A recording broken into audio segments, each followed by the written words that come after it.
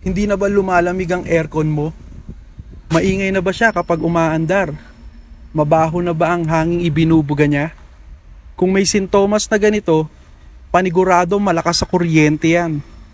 At baka katulad nitong aircon namin, na puno na ng alikabok, baradong drainage at namumuong gelatin.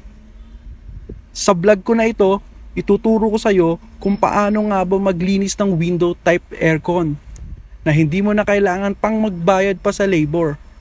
Kahit ikaw, kakayanin mo ding mag-DIY kagaya ko. Tara, pare-pareho tayong matuto. Alright! Sa pagtanggal ng cover ng aircon, gagamit ka dyan ng Phillips screwdriver. Medyo madami yung screws niyan. Mas mainam na ilagay mo sa isang lagayan para hindi magkawalaan kapag binaklas mo siya. At mas madali mo siyang maibabalik kung nasa isang lalagyan. Alright! Diyan sa front cover ng aircon, diyan nakalagay yung control panel. Kailangan nating tanggalin yan para hindi mabasa kapag nagwashing na tayo ng aircon natin. Alright! Tanggal ng control panel, may dalawang screw lang nang nakakabit dyan.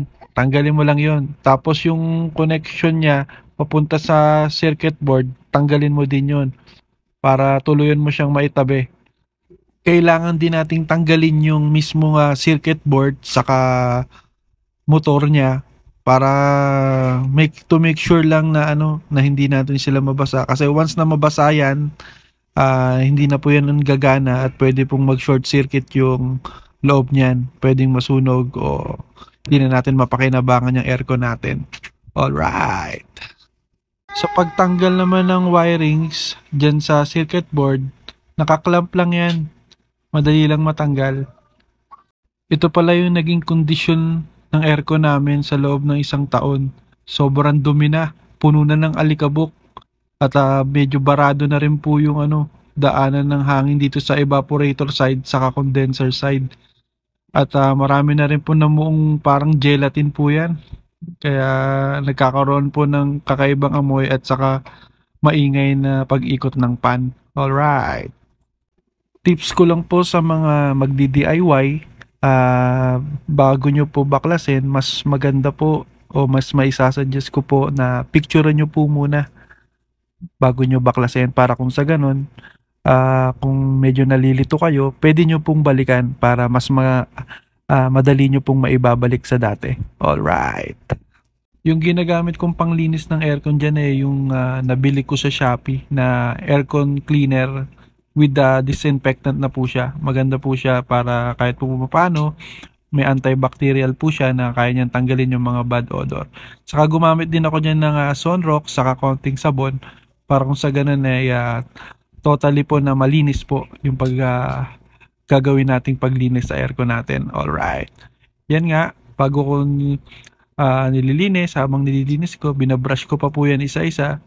Sa pagbabrush po pala, may mga pins po yan na naka-vertical o nakapatayo. So, ang pagbrush po na gagawin nyo dyan, dapat puro patayo lang po o taas baba lang po. Kasi kung gagawin nyo po na pa-slide, pwede po siyang magtiklupan yung mga pins niya. Kaya sa paglilinis po ng evaporator coil saka condenser coil, kailangan po medyo maingat kayo kasi once po na magtiklupan yan, hindi na po dadaan yung hangin dyan na magkakos po ng hindi paglamig ng aircon nyo. Alright. Ito nga, habang naglilinis kami, bigla namang umulan at napakaswerte ko din, tinutulungan din ako ng aking misis sa paglilinis para daw mas lalong mapadali. Alright. Yan pala, tinanggal ko na rin dun sa base ng aircon yung evaporator sa condenser para maglagay ako ng panibagong butas. Kasi po, laging naiipunan siya ng tubig. Kaya nagkakaroon po ng hindi kaaya-ayang amoy yung aircon namin. So, ayan, nililinis ko siya. Nilagyan ko ng panibagong butas. Saka ko kinabit. Sa pagtanggal pala niyan, may tatlong number 10 na bolt po yan na nut. Gamit lang po kayo ng number 10 na wrench o box wrench. Alright. Yan, bago ko muna siya binalik lahat, inisprayan ko muna siya ng fabric conditioner para kahit sa ganun, kahit papano, medyo mabango. Alright.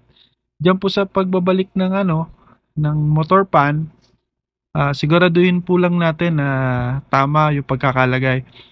At wag po kayong malilito dyan kasi yung malaki pong pan, pabaliktad po yung thread niyan.